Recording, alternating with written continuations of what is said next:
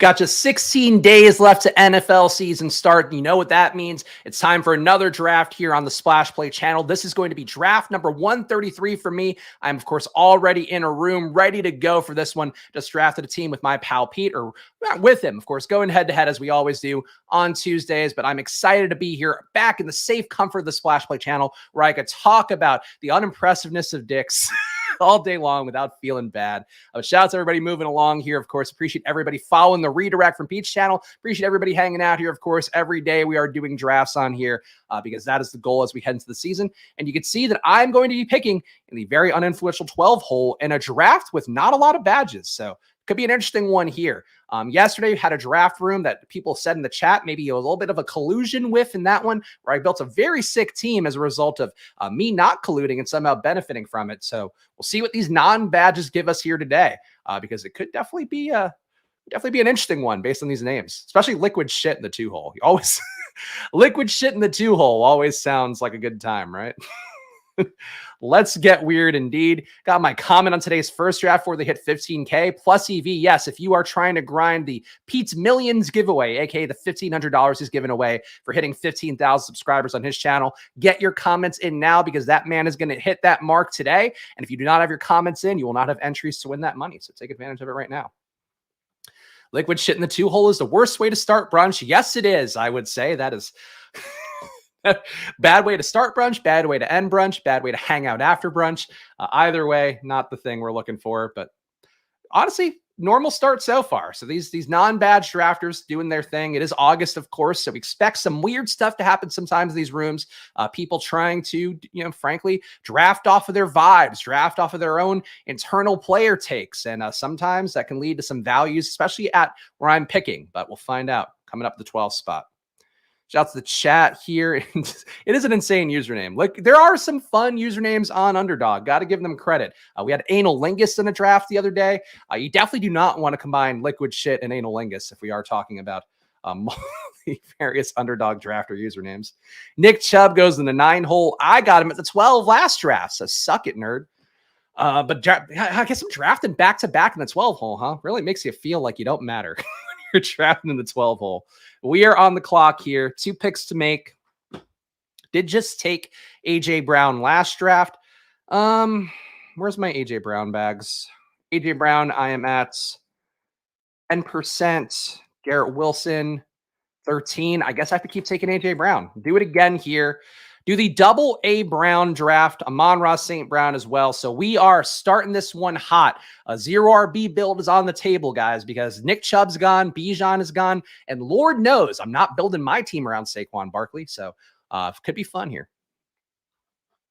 Elite username season, yes. Which one is Icon? That's our guy, Jeremy. Jeremy, one of our regulars in chat, but he is always drafting teams on stream. Somehow he honestly might be the best at getting into my draft rooms out of anybody in the stream. I feel like it's him and Short Gamer who do a really good job getting in every room that I do. But Jeremy has been drafting a lot of teams alongside me, and hopefully his advance rate's not that good, because if that's the case, it's probably going to benefit me a little bit. Don't forget to take Hollywood Brown too. Perhaps we'll take some Hollywood Brown. I don't mind the Hollywood Brown correlation with AJ Brown, especially given all the Brown we've got going on. Is it possible? Would it be a thing where I could take a player with the last name Brown or some iteration of it in every round of a draft? Because it feels like it. You can get Chase Brown late. You can get Marquise Brown. Let's just put in Brown. Why not? So we're getting actual Browns mixed in with guys named Brown. You have to take like Diami Brown, Noah Brown. Oh, Equanimous St. Brown. That's pretty much it, though. Everybody else here, I don't know if anybody out there has ever heard the name Letty Brown. He's got a headshot, though. Good for Letty Brown. All right, let's go back to the board. Now that I've solved my curiosity here of how many players are named Brown in the NFL. Yeah, not every round. Pretty close. Get a mix in there. Get to draft actual Browns and then players named Brown, perhaps. Oh, Jake Browning. That's true. You get the backup quarterback for the Bengals, who, by the way, they do not like their backup situation. That is one team, by the way. If something happens to Joe Burrow, the Bengals are so deeply screwed. Like, I know that's true of most teams. Obviously, you have a star QB you're giving a lot of money to, or you're going to be giving a lot of money to for Joe Burrow. Definitely something where if he goes down, like, that is catastrophic for them. That's not even like a vet. That is a guy that is probably better fit for an XFL or USFL team in Jake Browning. And he would be the one throwing to Jamar Chase and throwing to T. Higgins if something happened to Joe Burrow. I don't believe in drafting, obviously, like players are going to get injured. I don't think you worry about that. But I do think that something to just keep in mind that, boy, that would sink a lot of Bengals bags for sure. Very highly drafted Bengals bags at that. Pharaoh Brown. Yep. Good old Browns. I love OG1 Kenobi. Did talk about yesterday the Bobby Stats tool. Let me see if I have that link here. No, it's on my other computer. But it is a tool where basically people were asking in the last stream as well. Let me see if I can just grab it on this laptop. Basically where you could look at the drafts that Chad Maschke's accumulated. Again, Chad is one of the guys who's been basically manually grabbing every Best Ball Mania draft from people's screenshots, putting it in on the back end, and basically Bobby Stats made this tool where you can look up all the combinatorial ownership of various combos. And it is a lot of fun to see if you are actually doing a unique build or if you're a little bit chalkier than you think. Let me drop the link in here. So if you want to play with it, go check it out there. BobbyStatsFootball.shinyapp.com is the link. But I think you would actually need to click through. So check that out. Check that out in the chat.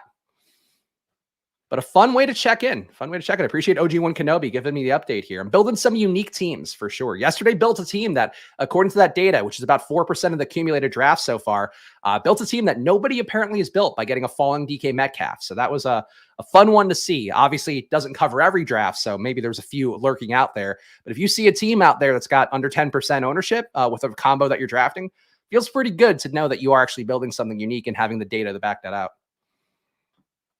Let's see. You've been obsessed with it for the last 24 hours and went over all my BBM teams with it. That is definitely a lot of work, but it is good to know. Like, honestly, I think sometimes we think we're doing clever things as a drafter, and it's nice to know that based off of at least a decent sample size of teams that have been built so far, that you can see if you actually are unique or doing something that is basically putting you in line with the rest of the cattle out there. And that's a tool that I think isolates it pretty well. So check it out. Again, I will give the cosign to that. The Fantasy Life Best Ball Hub, 2 great free tools if you are playing best ball. I just want to have some different insights into what you're doing. You don't have to treat it like a job or anything. I think that's sometimes ruins the fun of it. But I do think being aware of your portfolio and what you're doing, always going to help you build some better squads. Got a few 0% in there. Yeah, I feel like if you see 0% ones in the Bobby Stats tool, I'd assume it's still probably under 5%. It just might not be. And that's again, that sample of drafts that he has. But something to keep in mind there. Probably not a true 0%. I don't know if you can even build a 0% team. I feel like even if you build a team where it is like, oh, nobody has it, it's probably like one person that has it at least. See what we're doing, though. Got 2 picks coming up. Nice little pocket here for more receivers. We got Ramondre falling slightly, perhaps. I wouldn't mind taking Amari Cooper here. Never going to get Jahmyr Gibbs at this point, huh? It's like Jahmyr Gibbs does not go in this pocket. He goes 27 here to smoke 4. That's fucking crazy. All right. What can we do?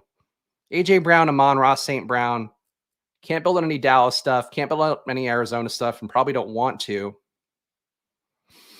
I think we're just going to go with the little week 17 correlation. Take Keenan Allen, take Jerry Jeudy. I, of course, am obsessed with Christian Watson, but I don't want to force myself to take way too much of him down the home stretch. I've taken him in a lot of drafts. I think I might be cresting over 30% exposure to Christian Watson, which I don't mind, but I do think that's pushing the limits of where I want to be exposure-wise. I'm at 30.5% Christian Watson overall and 31% in BBM. So yes, I probably should relax on the Christian Watson for now.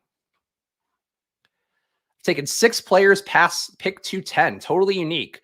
That would definitely be unique. I don't know if that's the best way to get unique. ADP value is always going to be the thing that I would push towards for uniqueness, but Christopher's going on his own vibe. Shout out Elite D here. Let's go Spags. Another beautiful day of drafting. The world is melting outside. It's so hot here today. It's also melting here in the studio, which is one thing I mentioned on Peach stream, of course, or on Peach channel. I mentioned yesterday as well. Thursday, going to do 8 hours of DraftKings drafts on here, 9 to 5. So come in at any point during the workday and you will find me drafting DraftKings teams. And my studio gets so hot, even if I'm doing 1 draft here, maybe 2 hours of streams. So it is something for me where I am going to probably be melting in this studio come Thursday. So I'm going to be melting down because of the snipes. I'll be melting literally because of the room here and the heat of the summer here on the East Coast. So it'll be fun. I'm definitely going to be gross, though. That much I can promise. Do not come here expecting cute Spags. Come here expecting Sahara Spags. I think that'll be what we're going to be getting. Some real restraint here. Look, I've showed a lot of restraint on stream. My AR bags, I sometimes let him go by. Wouldn't mind getting AR in this draft potentially, but we will see what comes back to us. Christian Watson goes to 43 in this draft, which is pretty good, I think. I don't want to see Christian Watson going back to the one turn. Of course, I've talked about reaching for Christian Watson, getting him at the turn here, just because I think it pairs well with Justin Jefferson. That Bobby Stats tool we just talked about has that as being under 7% owned in that sample of drafts. So think there is value. If you want to tail me on one play that I think is really clever and honestly will make my lineups less unique, I would just grab Christian Watson and Justin Jefferson. But if you can make him fall to you at the 48 spot, that would be fantastic. That's the way you get better teams than I built for sure. Think you build a 0% team. There's definitely some GTO to this. So many late round options that could really create variance. It's getting the ADP followers. Like again, me getting DK Metcalf at 36 yesterday, I think was what made that team unique and made it a 0% team. But it's probably that combined with maybe reaching a little bit for a player. This guy, liquid shit, goes Josh Allen, Joe Burrow, Darren Waller. Interesting start for him. At least Joe Burrow is stacked. The Josh Allen slight fall, probably not worth drafting. We are seeing a lot of teams in August, by the way, taking 2 elite QBs like this. It is not the move. It is not a thing that I think will do well for you. Maybe gives you a better shot at winning a regular season prize, but I think even still, the teams that we're seeing builds on stream, I don't think actually have a ton of regular season upside. So I would avoid that. Like, honestly, I have a hard enough time buying into the elite QB, single elite QB overall. Double elite QB, not as ADP values, I think is going to make your team draw dead. That is James got it right here. Liquid shit indeed. Liquid shit indeed for that team. He looked on Fantasy Life to see if you have drafts without all of Watson, Pickens, and AR. I've drafts without all of them. Absolutely. I mean, I actually was surprised that I didn't have as much Watson and Pickens together. But I do have mixes of them. I think what it was when I was going through the Best Ball Hub on Fantasy Life that Consigliere is talking about, I think a lot of my teams are like 33%, where it's like my Watson, I have 33% Pickens. My Pickens, I have 33% AR. Like, I did kind of naturally get the exposures right on that with how I'd want it to be. So I feel good about that part. But as Consigliere mentions here, like, it does highlight some stuff on the Best Ball Hub too, where you can find some things that you're doing wrong or maybe doing too much of. I know Pete's talked about that as well too. Got Najee Harris going at 39. Anytime you can buy Najee Harris ahead of ADP when the entire world is realizing they should be out on him, you got to do it. You absolutely got to do it. Breece Hall goes 56 in this room, so you could see the real-time ADP drop. Nice values for Doc T. Out of all the drafters here, we got Liquid Shit doing nonsense. JJT here doing some nonsense. Doc T is scooping up some nice values. This team, I think, is pretty solid. Got a little bit of a discount on Adams, a little bit of a discount on Metcalf, and then he gets Ramondre and Breece. This is not a team you could have built a couple weeks ago for sure. But let's see what we're going to do here. We got 4 receivers. I'm not inclined to stop at this point. We got the week 17 correlation for Keenan Allen, Jerry Jeudy. I do want more George Pickens. I'm not going to stop there, but I'll take him with Tyler Lockett. I have a good amount of Pickens with DK Metcalf, have a good amount of Pickens with JSN. But I think I don't have a ton of him with Lockett. So that works well. So the team so far, AJ Brown, Amon-Ra St. Brown, Keenan Allen, Jerry Jeudy, Tyler Lockett, George Pickens. And now we are likely done at receiver, at least for a while. So you're seeing another extreme 0RB team. I think the only streamer out there like aggressively building 0RB teams, which I get why people are more cozy building the hero RB teams, certainly in Pete's rooms, or it is the wide receiver avalanche stuff. You do want to maybe push towards running back a little bit more because that's how you sort of get unique and actually creep in some value amidst that chaos of a wide receiver avalanche. For me, though, if I'm in a room like this where everything's kind of at normal ADPs, would be nice to get a screaming value for one of these guys. But this kind of build, I think, allows you a lot of flexibility because we can then hit running back pretty hard. We can hit QB pretty hard. To me, these kind of teams, I think, are my favorite builds, but I may be alone in that. Who knows? I guess not. Chunk the Deuce loves it, so never mind. I'm not alone in it. Doc T is cooking, though. Doc T's team is solid. Christian Kirk, not my favorite player, but get him at 65. That's a nice discount for Doc T. He is the guy in this room that I think is capitalizing, and that's what you got to do, honestly. Like, look at Doc T's team here. See what these other guys did where they did some dumb shit around him. The guys that going ahead of ADP like Jahmyr Gibbs a little bit, the double elite QB. And then Doc T just scoops up values quietly. If he gets some correlation later on, as long as he's stacking his guys up, Doc T's team is going to be, honestly, one of the better non-badge drafted teams I think we've seen on stream. Seahawks wide receiver room looks like it's going to feast this year. Geno already in midseason form. I still think there's a world where Geno absolutely regresses this year. That was a thing the chat was talking about on the show I just did with Pete, where we didn't get a chance to work it in organically, but I did want to bring it up because I really think, you talk about running as hot as the sun, all that stuff. Geno ran about as hot as a man can last year in terms of not just the passes he was trying to hit, but also numerically too, where completion percentage over expectation, he was the best QB in the league at that. It does feel to me, and again, this is a little bit of mixing the data with the film watching stuff. I think there are a lot of throws he hit that like 1 inch to the left, 1 inch to the right. They're getting picked. They're getting dropped. They're not going to be there. I still think Geno's a good pick. Like I still think he's a good player. I still believe in the Seattle stack, but I do think it's a non-zero chance that Geno Smith goes back down to earth this year. And then honestly, like Drew Lock, not drafted him or anything, but Drew Lock had a dart to JSN. Like everybody wants to talk about that one JSN play the other day where he got stopped at the 1 yard line. You probably don't have as good of a JSN play there if Drew Lock doesn't thread that needle as well as he did. So he's not bad either. I mean, he's not great, not bad. But Geno, though, I do think my regression antenna are up a little bit for Geno for sure.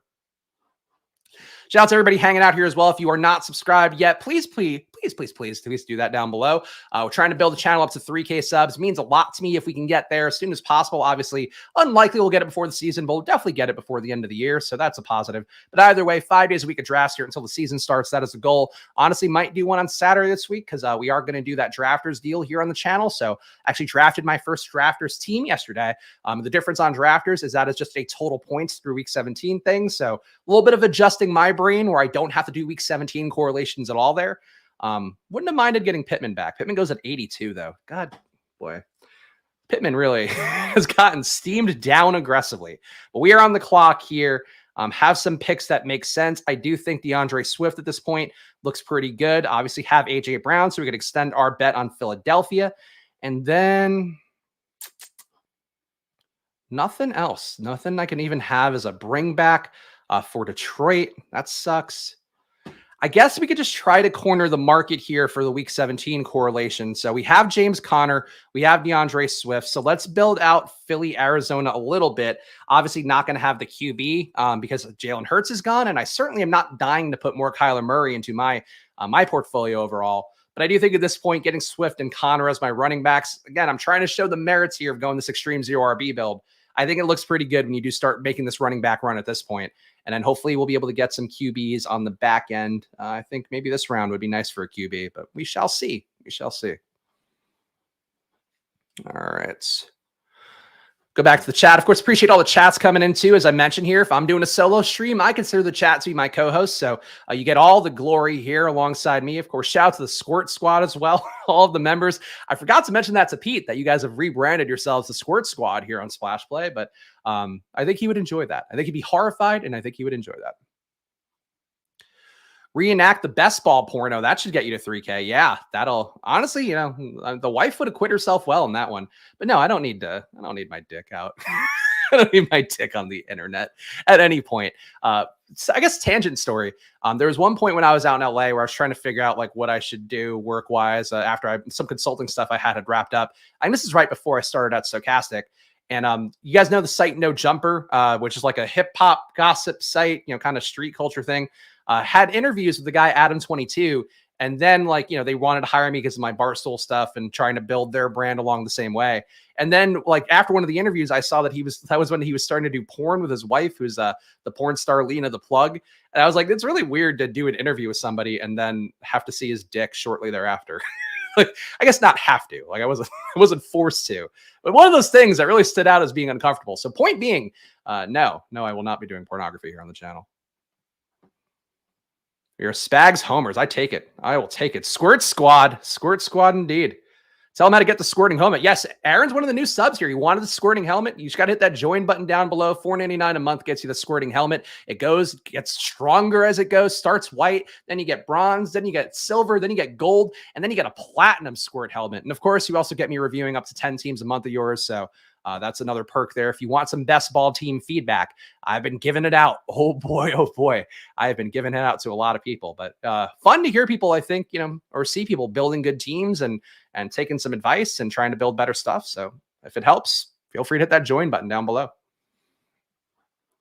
It's not that weird. It's LA, baby. Yeah. Spags, stay away from Adam 16, man. Oh, is he a creepo? I don't know him at this point. Like, I don't know that. But yeah, that was a few years ago now. So whatever weird things he's done, I don't know. Definitely got some whiffs of not great guy from him, I would say. And I say that as somebody, of course, who worked for Dave Portnoy, and I'm pretty good at picking up whiffs of not great guy and then completely ignoring him.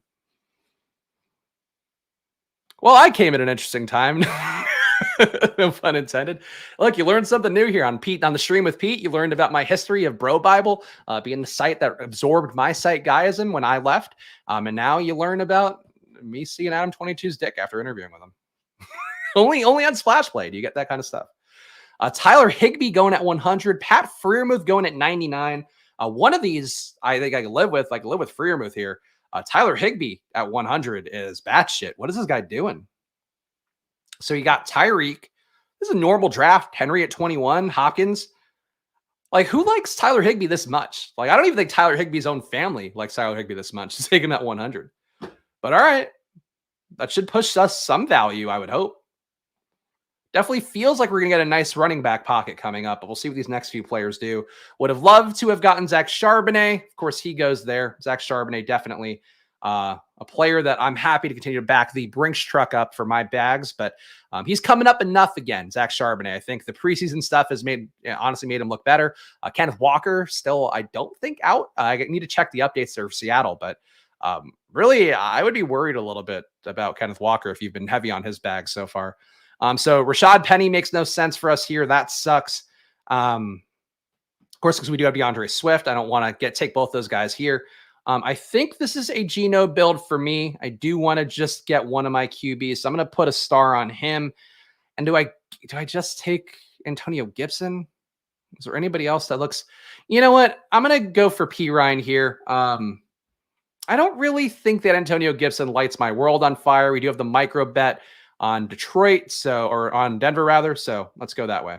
So we'll take Geno here. The team so far: Geno at QB, running back DeAndre Swift, James Conner, Samaje Perine. Ahead of ADP, I don't love for Samaje, but I have enough Gibson, and frankly, I believe more in Brian Robinson than I do Antonio Gibson. The route participation yesterday as well, and overall snap count, seemed like it was favoring Brian Robinson as well. So something to keep in mind. I don't mind Gibson, but I would still, again, prefer Brian Robinson. At receiver, A.J. Brown, Amon-Ra St. Brown, Keenan Allen, Jerry Jeudy, Tyler Lockett, George Pickens, and then we'll see what we do for the rest of this.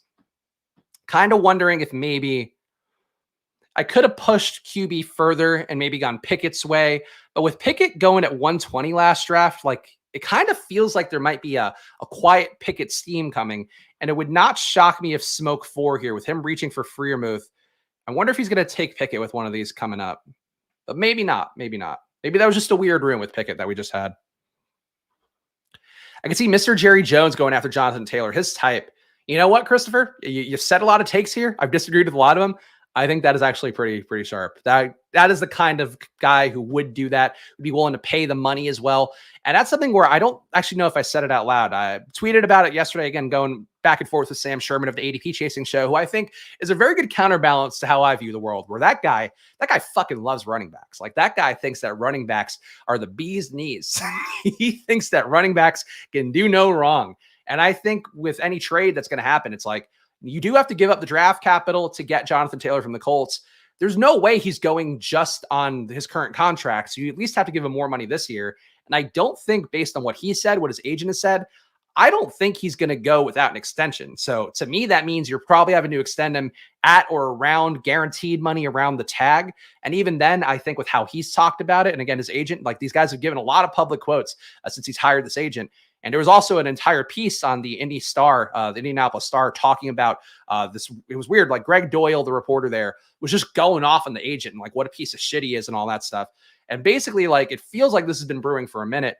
I think that they want at least like 36 mil for 3. And if you have to trade high draft capital and pay Jonathan Taylor $12 million a year, maybe you guarantee a little bit less, guarantee 30 of that.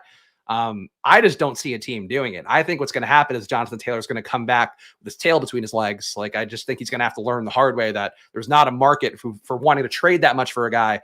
And also, like, Jonathan Taylor's not Christian McCaffrey. Like, Christian McCaffrey was a weapon that opened up everything Kyle Shanahan wanted to do, and he was already on a fixed cost. you have to like negotiate this with Jonathan Taylor. And I don't see that going well. So personally, if you are expecting a Jonathan Taylor trade, I could be wrong here, but I think we're going to find out pretty fast that like nobody wants to trade for a Jonathan Taylor. And he frankly didn't do enough last year to give people a sign of faith. And you add in the ankle stuff, you add in the fact that he's getting closer to 25. Like these are not great things for Jonathan Taylor's trade value overall.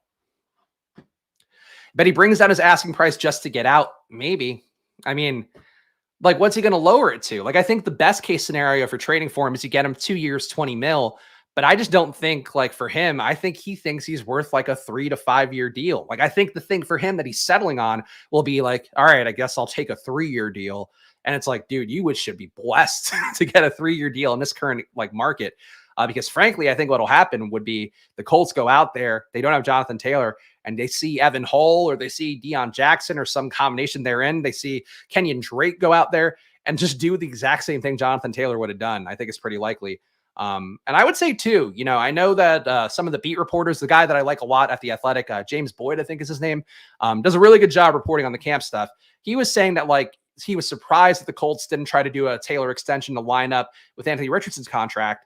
I think Anthony Richardson, because like basically the idea that he would help him out, I think if Taylor's not there, you see this offense go heavy AR usage. Like he's already going to be deeply involved, but without Taylor out there, I think there's just no impetus. Like you're not going to give Evan Hull 5 goal line carries that you might have given Jonathan Taylor to keep him quiet or to maybe get the efficiency out of him that you would hope to get. I think no Taylor would bode extremely well for AR. So I'm watching this one intently as I am as the world's biggest Colts fan, as I've proven to be this offseason. I don't see any team willing to give that up, especially if the ankle concerns are real. That's where I land with it, but we shall see. Shout out Primetime KG here. Appreciate you guys. KG, I know, trying to do some content and always glad to see content creators out there trying to do their thing on this fine platform of YouTube. Just keep that grind going. Kenny Pickett goes at 130. So there we go. No Kenny Pickett for us. Oh boy, we need more running backs. Do know that. Elijah Mitchell works here. And I think it's possible to push Russell Wilson. But I think at this point, we do have the bet on Denver. We have the bring back for the Chargers. Let's just get Russell Wilson here and not sweat the stacks anymore. So the team so far, QB, we've got Geno and Russ. At running back, DeAndre Swift, James Conner, Samaje Perine, Eli Mitchell. At wide receiver, A.J. Brown, Amon-Ra St. Brown, Keenan Allen, Jerry Jeudy, Tyler Lockett, George Pickens. And no tight ends yet. So we will get going on that at some point. I think Goff already went, right? Yeah, Goff went at 124 to a guy with no Lions. Of course. Yeah, great. It is one of those things, though. You see a room with no badges, you should anticipate getting sniped a little bit more on QB. Here's JJT taking another QB. So I am glad that I am out of the QB market now because this guy has taken, he's taken 4 QBs. Good. So he's got Tua stacked with no one. He's got Daniel Jones stacked with Saquon. All right, so that counts. He's got Kenny Pickett stacked with Deontay Johnson and Najee. Okay, so he's stacking. He's got Aaron Rodgers with no one. What are you doing? Like, I don't get teams like this where you're clearly doing some things correctly where you know, oh, well, I have the receiver. I should take Kenny Pickett. I have, Saquon. Maybe I should take Daniel Jones. Why take 2 at 63 then? Like, it's just August drafting. That has got to be my mantra at this point. When things are weird in these rooms, you just go, well, that's August drafting. Sam Howell at 138. Whew. What is going on? Good God. Get the craziest draft boards every morning. It's like the DK warm-up squads come out to join me. It is just, again, this is what happens when you have this time of year. These are people maybe drafting their first teams, maybe their first teams ever. I don't know. You got to take advantage of it. And I think being able to read these rooms is an important part. And that's why I took Geno and Russ when I could, because I do not want to get fucked up by this one. Is this a super flex draft? No, Sam Howell. They just need Sam. What? Like AR you took. So he took Sam Howell unstacked for this guy. AR unstacked. At least, I know why people would take AR unstacked.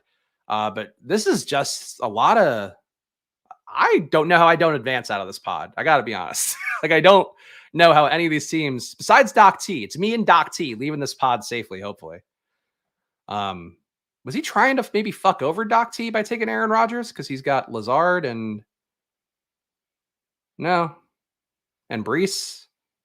Yeah, if Doc T had gotten Aaron Rodgers, that would have been pretty nice for him. Oh well. Sucks for him. Don't sleep on that Cole Turner stack.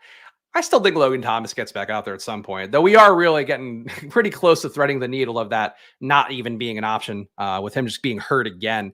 But Cole Turner, I kind of think that the Travis Kelce role in Eric Bieniemy's offense is going to be more benefiting Jahan Dotson than it is Cole Turner.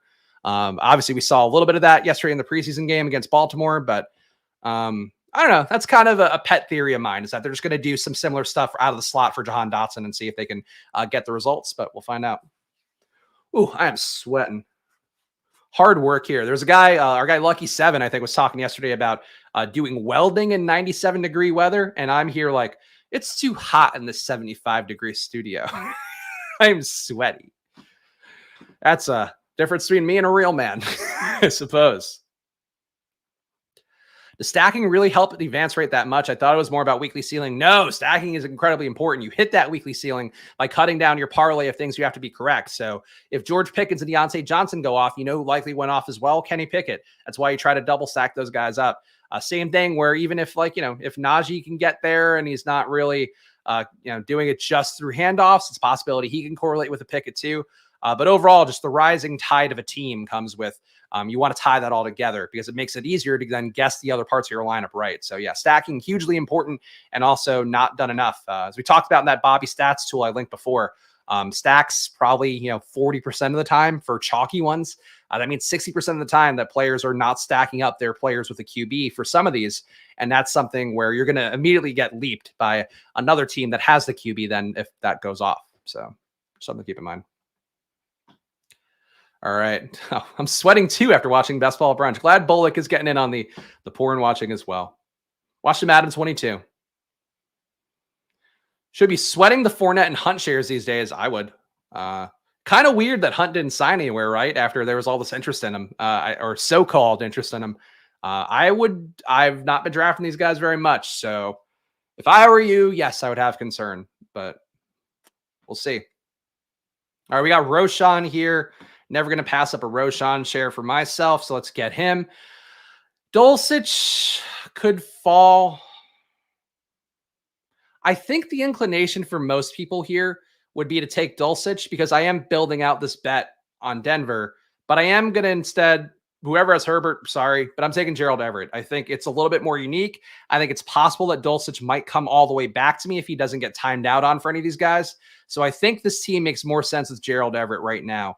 So the team, Geno Smith, Russell Wilson at QB, DeAndre Swift, James Conner, Samaje Perine, Elijah Mitchell, who's back at practice, by the way, and back looking fucking amazing again until he gets hurt for the umpteenth time. But Elijah Mitchell, Roshan Johnson. At receiver, we have A.J. Brown, Amon-Ra St. Brown, Keenan Allen, Jerry Jeudy, Tyler Lockett, George Pickens. So we have not gone back to the position yet. And now at tight end, we have Gerald Everett to go over and hopefully complete this Denver stack.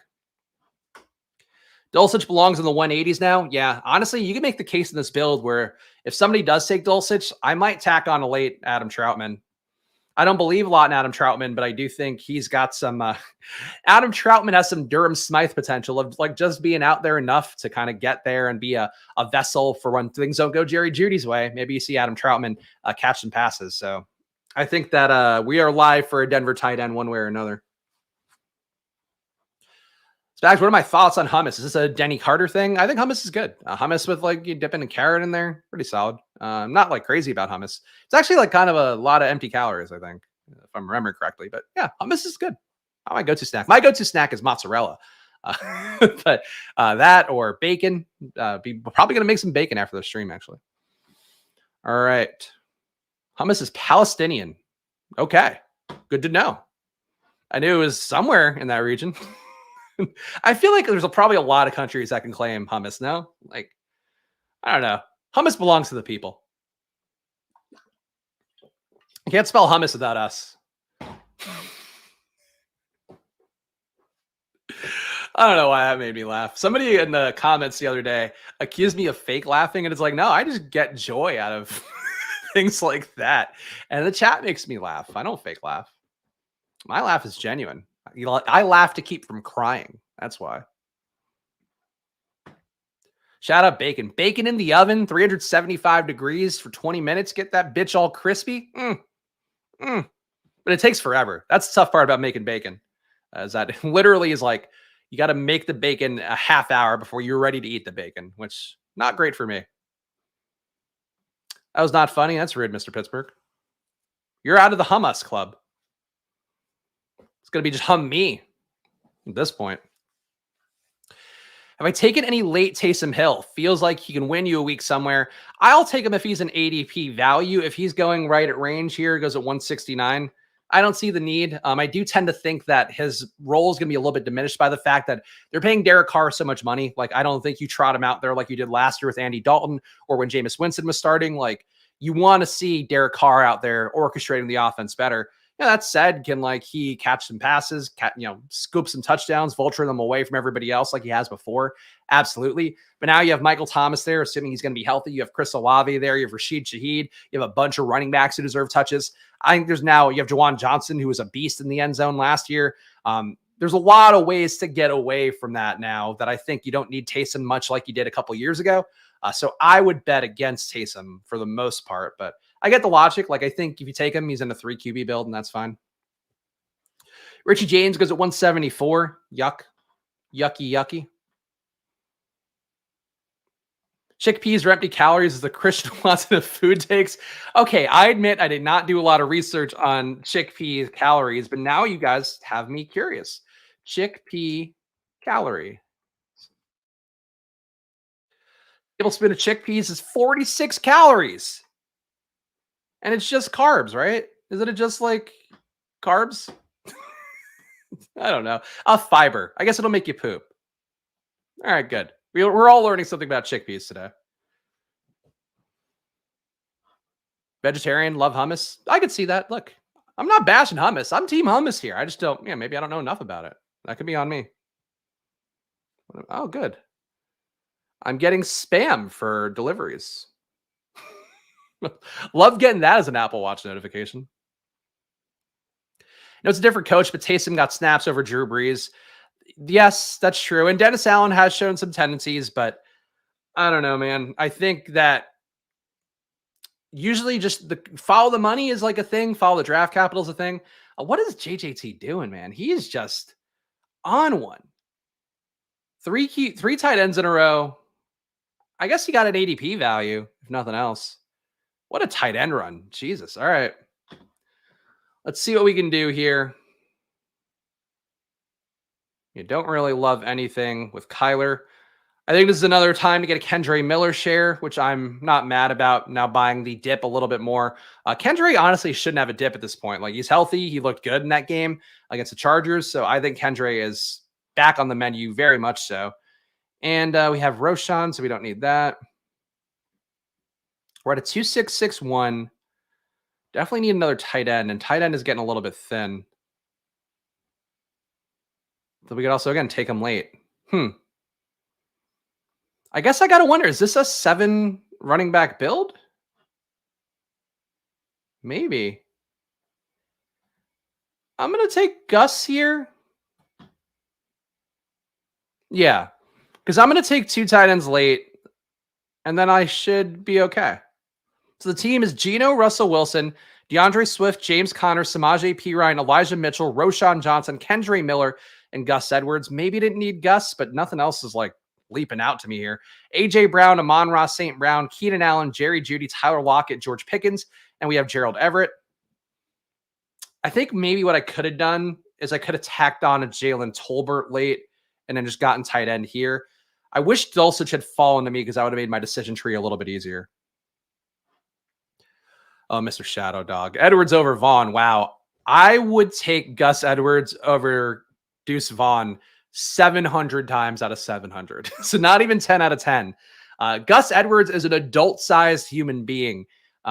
Still think Dobbins is a better play in that backfield. And like Keaton Mitchell kind of looming as a guy that maybe should get some touches at some point. But Gus is just like he's the Gus bus, man. He's this guy that's gonna get you some power touches. They know what they got in him. I think that he's still a strong play, whereas Deuce Vaughn could be knocked over by a light breeze, and he wouldn't avoid it. 15% avoided tackle rate for a guy who's 5'5" is not the kind of player I will ever be excited to build around. But I guess to Mr. Shadow Dog's point, would have made sense as a Dallas correlation. So yes, fair enough. Fair enough. 7 RB builds are rough. Yeah, I like to cut off at 6 usually.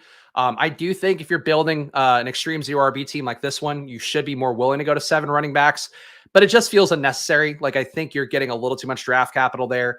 And for here, I think I could have tacked on, that 7th receiver and then 2 tight ends. But we made the choice. What are we going to do? Can't wait until my Deuce reactions on DK Thursday. Yes, if you missed the announcement earlier, make sure to subscribe to the channel now, because on Thursday, I'll be doing 8 hours of DraftKings drafts. And if you guys have followed my DraftKings drafts at all, if you haven't, first of all, check the playlist. There is a playlist of DraftKings drafts on the Splash Play channel, but also they are an absolute insane factory. They are just crazy people doing things that make no sense. Like you think this draft room is a little bit ape shit. DraftKings is much more. So I would say tune in for that one on Thursday. If you enjoy the social experiment of Pete doing 150 stream drafts, you will enjoy me doing 8 hours straight and getting more and more insane, throwing the hat around. I've got the hat here. This hat has been thrown an incredible amount of times over the last few weeks, and it's only going to get worse. It's only going to get more so from here. They are pure bedlam. JSN wrist surgery? What is that? Is that a thing? If raise it, is that an actual thing? Uncertain for week 1. Well, that's not great. Doesn't impact me too much. I have JSN, but he's not like a big portfolio stand for me. But yeah, that's not great. The good news is he'll be able to keep his cardio going. I'm at 15% JSN actually. So my bags for JSN are a little bit bigger than I would have thought. Good thing we took Tyler Lockett here. Whew. Tyler Lockett's going to get steamed up. If JSN is falling in your draft rooms, by the way, I would scoop him up. Because again, it's a wrist injury. Wrist injury probably worst case is going to be 4 to 6 weeks. I say this is somebody who broke my wrist once and it took a long time to recover. So maybe I would be incorrect about that.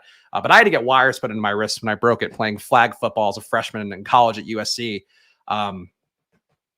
So I don't know what the length here, but if they're saying uncertain for week 1, though, that feels like a minor wrist surgery, as minor as one could be. Heard it Saturday during practice. Cocksuckers kept it hush hush. All right. But then he played, right? So I don't know. All the $10 for DK. Yeah. Because I have to max out the million on DK. So that's part of it too. Is like I'll strap in and do 8 hours and get at least 8 drafts hopefully done. But we'll see. But I think I have 46 left to do on DraftKings and only 16 days. That's the NFL season, as you can see on that ticker below. So we got to get them in good. JSN Bags has been wide receiver 4 in most drafts. We were looking for a strong late push. That's a good point by Go Easy Cards. The way that I'm building, especially too, it's not like JSN is my first receiver off the board. So hopefully better insulated against that will be as the kind of teams that we built on stream. But we shall see. All right, let's put in some shitty tight ends. I think this is a Noah Fant build. Noah Fant back and healthy. I think that's positive for him. So we're going to lock that down. Gerald Everett and Noah Fant. Oh, 2 week 5 buys. Oh, no. I guess we have to take Adam Troutman. Adam Troutman, Jalen Tolbert. Who does more for this team? Deuce Vaughn's still available. Deuce Vaughn's gone. Oh, no. Guess I can't get him. I think I'm going to take Adam Troutman just because Adam Troutman doesn't get drafted. And now we know he's going to be playing to some amount. So that'll be my last pick off the board here. So my final team is going to be Geno Smith, Russell Wilson at QB, DeAndre Swift, James Conner, Samaje Perine, Eli Mitchell, Roshan Johnson, Kendry Miller, and Gus Edwards. Again, didn't need the 7th running back, but we did it. A.J. Brown, Amon-Ra St. Brown, Keenan Allen, Jerry Jeudy, Tyler Lockett, George Pickens. Then at tight end, we have Gerald Everett, Noah Fant, Adam Troutman. Not my favorite team ever, but still a pretty good team, so I'll accept it. Trying to think. Should I do another draft? Yeah, why not? Let's do it. One more draft, guys. If you want to play along with me here, I'll give you guys a buffer. Again, feel free to use that promo code SPLASH to play along an Underdog, but I'm going to enter one more Best Ball Mania, and we'll see if we can get it done. $25 to win, $3 million. Of course, you guys know the deal. And it looks like we have a filled room. So we'll hit this one in a moment. And again, if you are new around here, please don't be shy. Please subscribe to the channel. Hit the like button. Hit the like button. Helps me get seen by more people. Tells YouTube, hey, give more impressions to this video. And then people can click it and they can see that sick thumbnail and go, this guy, he's pointing to his hat. It's the hat of the website he's drafting on. He must know something. That's the hope. But please come along for the ride here. And yeah, I see enough live people here. I assume people must want another draft. So who am I to say no? Let's see. Oh, yeah, the content helps get through reviewing these fucking budgets. All right, there we go. Love to hear it. Jeremy's going to get up really early and draft all the DK with me. All right, love to hear it. You definitely hurt that wrist doing something else, Spags. No, so again, was playing flag football, was my first month at college, so it was even worse. And basically, like, went up to make a catch, got tabletopped, landed with all my weight on my wrist. And you could actually, I think, maybe here, I'll go full screen. I think you'd still see the scar. Yeah, there, vaguely. Right there. Right there's a scar. But yeah, I had to get wires put in. Fucking sucked, man. I had a cast that went all the way up to here. But I guess like the bone that I broke in my wrist was like the second and worst bone to break in your body behind one in your foot. So that sucked. So not saying that's JSN, obviously, but that was what happened to me. There you go. Thank you for my service. Are we talking about the injured wrist or about drafting another team? Either way, I accept. Hey, shout out Matt. Good to see a couple Matts here in the chat. Was in the overflow and pulled out. First time for everything, I guess. Oh, time for the squirt squad here. Oh man. Just got to be sweating this one out. Wearing the old Splash Play shirt, too. This is not the one that you get on the Pete Overs at store. This is the one that we had briefly on Teespring or something. So I'll be sweating through my Splash Play shirt. Making it count. Locket Bros had that JSN Voodoo doll. I'm sure Locket Bros are very excited about any potential for JSN missed games. But like Go Easy Cards was saying, like, you know, for what we're trying to do here, which is win the tournament, it doesn't matter that much. All right. I think this is a Diggs build. I think this is a build where we see if maybe we can push Allen to the third round. Not sure that'll happen here, but I think it's a possibility. So we'll give that a shot. There are 8 bones in your wrist. Yeah, I guess. That sounds correct. That sounds correct enough for me to read aloud. Hummus chickpeas. 8 bones in wrist. We're all learning something today. I'm a Locket Bro and JSN, 17% and 13% respectively. I think those are reasonable amounts. JSN play was always a second half boom anyhow. I don't think so. I mean, I think his ADP does account for him being available week 1 and being in the mix. He was so good the year before last in college. Obviously didn't do a whole lot last year because of the hamstring issue that he had and just wanted to save up for the NFL draft. But I think he was going to be ready to go from week 1. Honestly, probably makes the DK Metcalf bags a little bit better, but I think it probably does help out Lockett the most just because now you got to see those guys out there. And also Noah Dieskra to start the year. You actually might see some Jake Bobo, who many are saying is the Trenton Irwin of the Seattle offense. Jake Bobo might get some reps if JSN misses time. We're on the clock. A little bit of a fall for Garrett Wilson. Yeah, I'll scoop that. I do have some Diggs, Waddle, Josh Allen builds. So a Diggs, Garrett Wilson, Josh Allen build would be pretty fun. Let's get some AFC East guys, I guess. Jake Bobo. It's Bobo season. Future Cooper Kupp. Wow. I think Jake Bobo looks interesting. He's old, though. I think he's 25. So that's the shitty part. But his numbers at UCLA, like, really jumped off the page to me. I think I still have him up here. So we got Jake Bobo, 22% target per route run, not great, but 0.56 EPA per target would put him behind only Jalen Hyatt, JSN, Matt Landers, and Antoine Green of guys that were drafted this year. So Jake Bobo's in pretty elite company for at least the expected points added metrics. to start a Kelsey Andrews Lamar team. That's tough. That's a lot of capital at tight end, but it's going to be unique. You just got to really pull out the tailspin at wide receiver. But I think that's definitely going to be unique. I've said it before that I think if anybody is going to beat Travis Kelce as tight end 1 this year, I think it's Mark Andrews. Like, I think that's the best shot, assuming Kelce is like healthy and still mostly full go. Bobo's slow as fug, though. Yeah, I mean, sometimes it doesn't matter if you run great routes. Like Keenan Allen is kind of slow, but he runs great routes and gets open, gets out of his cuts fast. So it's still about the functional speed and the functional, quickness within that stuff. But yeah, like, you never want a guy who's slow. Like, I don't think you want to bet big on guys who are slow in the NFL. What's my hottest food take? People are too mean to In-N-Out. I don't know. I feel like that's not really a hot one, but I think In-N-Out's great. Smokers are incredibly underrated. I don't know if that's a hot take, but I smoked chicken last night. The amount of things you could put on a smoker and the smoke just makes it infinitely better. Like, we can't even air fry thighs anymore. Like, it's just not worth it because of how much better a smoked chicken is where you brine it. And also, I guess that'd be a hot take. You should be brining every meat you cook, where you like dry brine it, put some salt on it, let it sit in the fridge for up to 24 hours, but at least, do it in the morning and then cook at night. But should be brining everything. That makes steaks better. It makes chicken better. Makes pretty much everything better. Hot food take In-N-Out's underrated. I feel like on the internet, though, everybody hates In-N-Out. It's like, oh, I went to the West Coast In-N-Out. This is my asshole who doesn't like In-N-Out impression. I went to the West Coast. It's just a burger. It's just a burger. And it's like, did you get it animal style? Did you get the well-done fries? Like, you got to do all that stuff. So, I don't know. I feel like I've seen a lot more In-N-Out hate recently than I have positives. Jonathan Taylor going to 27. I would not make that move at this point. I don't know. Combo gas grill / smoker is the way to go if you're in the market for a grill. Yeah, they have the Camp Chef Apex, which I wish was available when we got ours. We got the Camp Chef Woodwind, and then we have the attachment with a grill thing. But I would love that Apex, man. That Apex looks fucking sick. Like, that's probably like, I think $1,500 or something. Josh Allen goes to this shithead. So we won't get our Josh Allen here, but that's fine. We'll live. In-N-Out fries get a lot of hate. That is true. They absolutely do. And I think it's East Coasters like me, but I am spiritually more of a West Coaster. I'm like, I moved out west for college, never really got out of that mindset, and then went back as an adult, and In-N-Out is just a delight.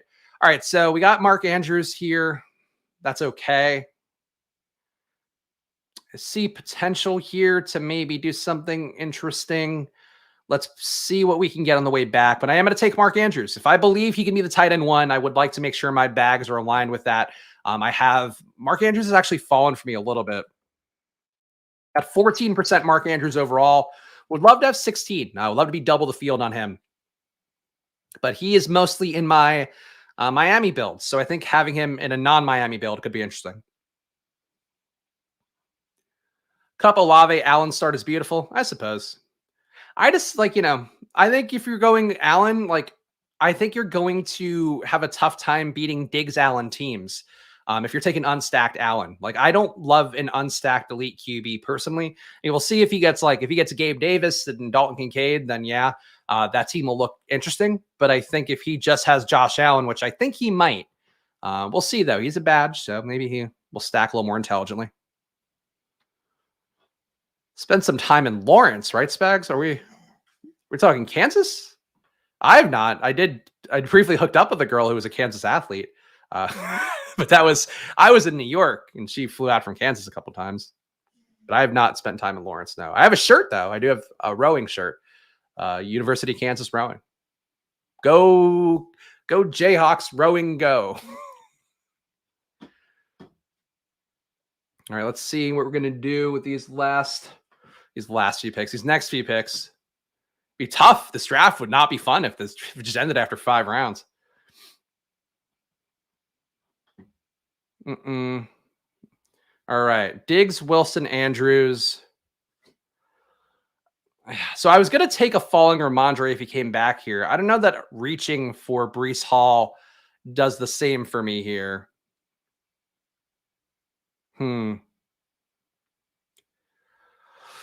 Oh, let's just take Breece. I don't have enough Breece kind of deliberately, but I do think Brees makes sense this build. We got Garrett Wilson as a bit of a faller. So I think trying to have some texture here with we're betting on the Jets works. And that'll be something where maybe we'll get Aaron Rodgers. Hopefully won't get sniped on him later. Congrats. Thank you. Congratulations on the sex from fucking 5 years ago. I don't even know, more than that. We were talking this is during my Barstool days. So we're talking 7-year-old sex. So but thank you. I'll take the congratulations. No best ball drafts being done then. All my friends went to KU was throwing me off hearing this, was not expecting it. Yeah. I mean, I don't want to give too many details about somebody who I haven't seen in a few years away, but she's an All-American rower. Or all conference. I think was second team All-American. I'm not even going to read that out loud. I suppose the phrase 7-year-old sex should not be said out loud too often. Joe Burrow goes to the Jamar Chase and T. Higgins drafter, which is good. A lot of unstacked Joe Burrow out there, which I hate to see because you are so dead in the water with an unstacked Joe Burrow. Same thing again. Like, I think it's going to be hard. I mean, it can be unique. Like if you're rolling in with Allen and Cooper Kupp going against Allen and Diggs teams, obviously there's going to be more duped Allen and Diggs teams, you would think. But I do think that if you're going with Joe Burrow unstacked, like it's only going to hurt the person who drafts it unstacked Joe Burrow. It's not going to hurt the guy with Cincinnati stack. Yeah. Yeah, you say that word. It's like saying Candyman out loud 3 times, and Chris Hansen just appears behind you. Oh, my shoulder hurts. I know you guys care about things like that. My shoulder hurts. It just popped kind of loudly.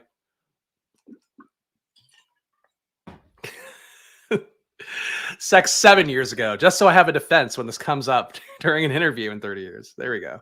Got to be careful about your word choice. Really wish I wish I wouldn't get texts when I'm doing streams. It just distracts me. Everybody should just know. Everybody in my life should go like, it's around that time where Spags does some drafting for all his friends on the internet. I'm not going to bother him. Now, shouts to all the boys with hurt shoulders. I feel like sleeping on my side to not snore does not help with that shoulder stuff.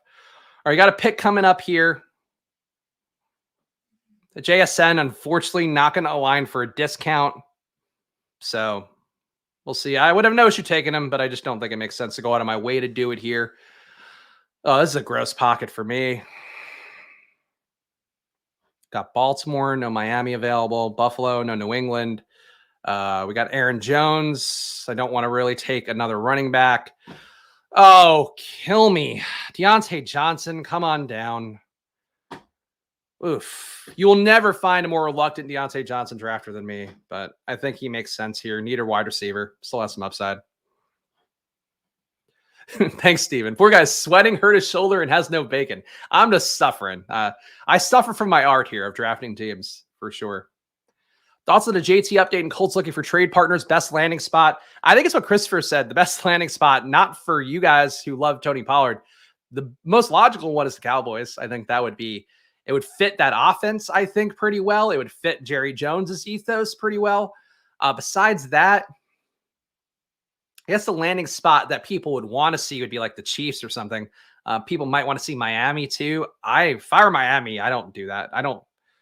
I really think they're too smart to make a trade like that personally. Like I think how they handled the Dalvin Cook stuff, I think is reflective of how Miami knows what the modern running back market is. So I don't think he would go there, or they would give up the draft capital and the contract for him to go there. Arizona's been mentioned a few times as a potential destination. I don't know that I buy that, but I could see how that would happen with a defensive-minded coach. And, but I don't know. I just don't think there is one. Like I think the Rams were a team that kicked the tires on McCaffrey last year. So maybe, but I think they probably like Cam Akers a little bit more now than they did at that point. I don't know. I think Miami, like if A-Chain went to the Colts, I think that'd be interesting in a Miami trade, but I just don't think Miami would do it. Dallas is it to me. I think Dallas would be it. It would be hilarious though if it were Dallas. If it were Dallas and Tony Pollard gets like Zeke 2.0, which I think Jonathan Taylor is dangerously close to being. I think he is was very inefficient last year. It was a shitty offense, so you kind of have to give him some grace. But I don't know, man. I wouldn't want to be there personally. JT getting traded at all seems like a less than 20% outcome. I think that's about right. I think it's, yeah, maybe 25, somewhere in that range. All right, so we got a 0-1-3-1. No Seattle guys came back to us, so that'll be off the table. Why is it Madison just slides so frequently? Really baffling. I think it's a good Dobbins share here. Dobbins, unfortunately, I feel like I didn't buy enough of the dip on Dobbins, even though I was so heavy on him when he was going drafted in the 70s or so. But I think for me, Dobbins being back in the 60s, still happy to go there. Pick 65 here. Feels fine. My Dobbins ADP must be like 70-ish overall, I would think. At 14.4% JK Dobbins overall. Got another guy I'd love to get to 16% of.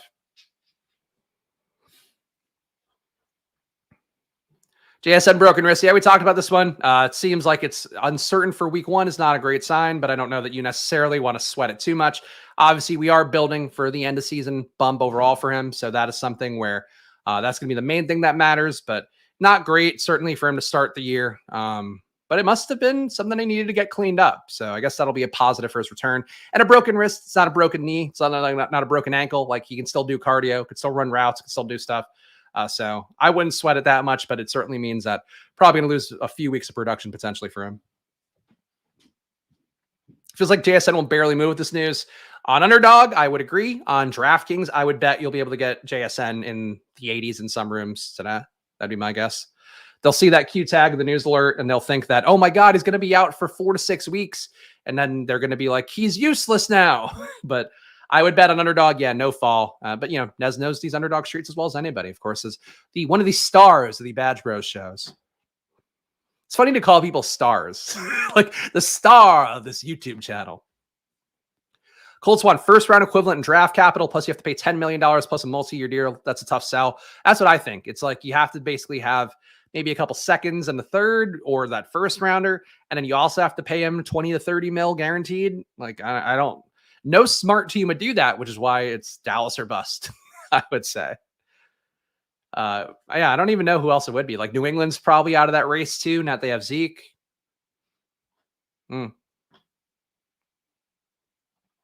JSN injury just in time for home redraft leagues. Going to get him in the 11th round. That is true. Scoop that JSN value in silly leagues. Chat's going nuts. That's classic Squirt Squad, Tyler. Of course, if you want to join the Squirt Squad, hit that join button down below. $4.99 a month, and you get a little helmet here. You also get custom emojis, and you get me reviewing up to 10 teams a month. But you know, you can send me as many as you want here down the home stretch, and more to come in season. I'm probably going to share some exposures if I can for tournaments. You know, try to figure out ways to make it worth your guys' while in season as well. But I do appreciate it. It is always a mosh pit in the chat. It's what I'd love to see. You guys keep it fun for me. If I were just doing this alone and there was nobody in chat, cripplingly depressing. Doing this alone with people in chat, fun. Funny how that works. All right, we got a 0-2-3-1. This guy's the Lamar drafter, right? He's got to take Zay, you would think. No, he does not take Zay. He just times out on Javonte Williams. So we're going to keep building out Baltimore for a QB we don't have. So we have Breece Hall, J.K. Dobbins, Stephon Diggs, Garrett Wilson, Deontay Johnson, Zay Flowers, Mark Andrews. So good bet on Baltimore. Would love to get some Miami bring back at some point. So we'll get one of the running backs potentially. But yeah, no issue there. Emo night this Friday. Wow. Emo night. Ladies love emo night. Did you recall that when we had I lived in Williamsburg in Brooklyn, and the Brooklyn Bowl would have emo night sometimes. And like, they would sell out like 1,000 tickets for that. The people love emo night. You do not want to go to a mosh pit with a Squirt Squad. Just makes for more mud.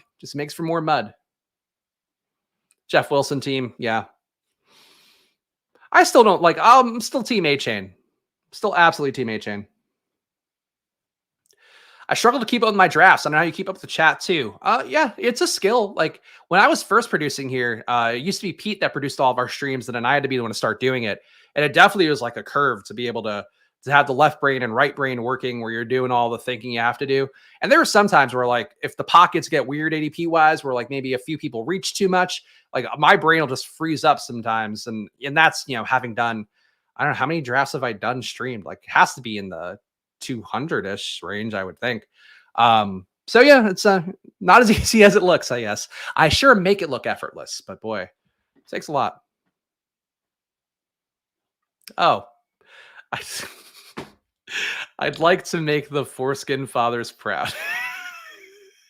Like, you are something else, Tyler. All right. What do we have here? Is there anything that correlates at all? Just take two unstacked for fun. This is such a fall for Kyle Pitts. Should we get a little bit nuts? Let's do it. Let's bully some tight ends here. Kyle Pitts. I mean, 13 picks after ADP. Going with Mark Andrews. Let's look at the Bobby Stats tool. You know what? Let me fuck. I keep forgetting it's on different computers, but I'm going to open the Bobby Stats tool. What is the dupe on Andrews and Kyle Pitts? Got to be low because it's stupid. 4.6% ownership on Mark Andrews and Kyle Pitts together. What if we add Garrett Wilson?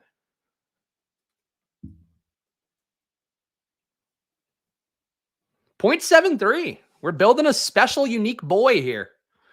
So we got Breece Hall, J.K. Dobbins, Stephon Diggs, Garrett Wilson, Deontay Johnson, Zay Flowers, Mark Andrews, Kyle Pitts. Yeah, Pitts has been falling bad. I don't know why.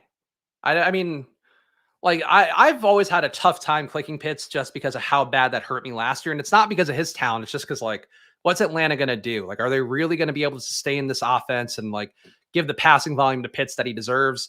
But at 89, like, Pitts is a value at that point, I think. But I don't know.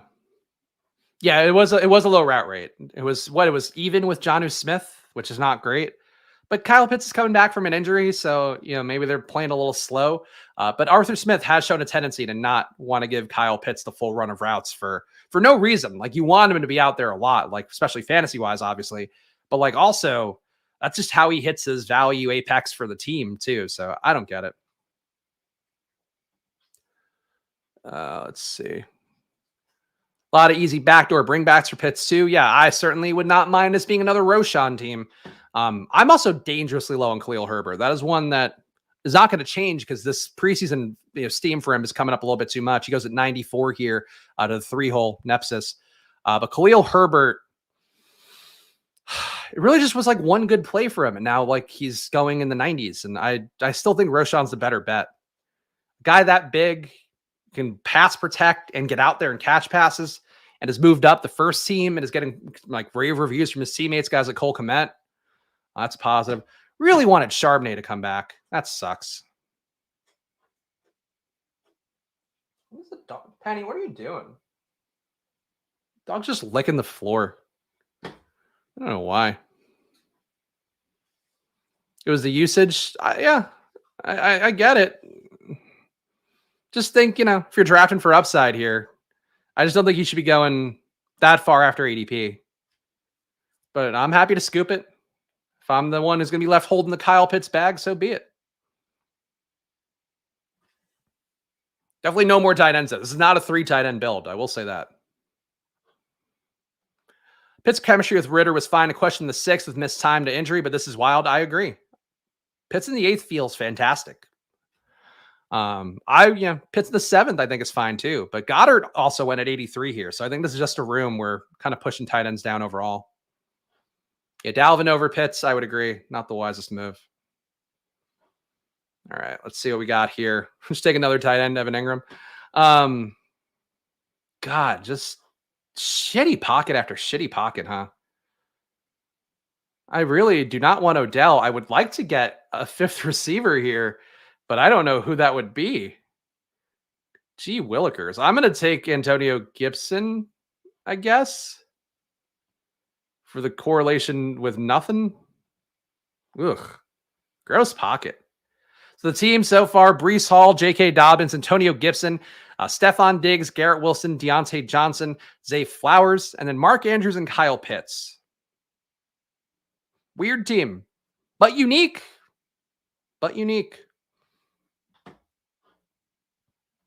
What Went from out on Pitts to in on Pitts, the 2-round drop. I'm ready to be hurt again. I agree. I mean, that's the thing is like, you gotta, I think being more conscious of these buying windows is something that for me next year will be more of a priority where like, I just draft guys when it aligns in the room sometimes, and sometimes I don't.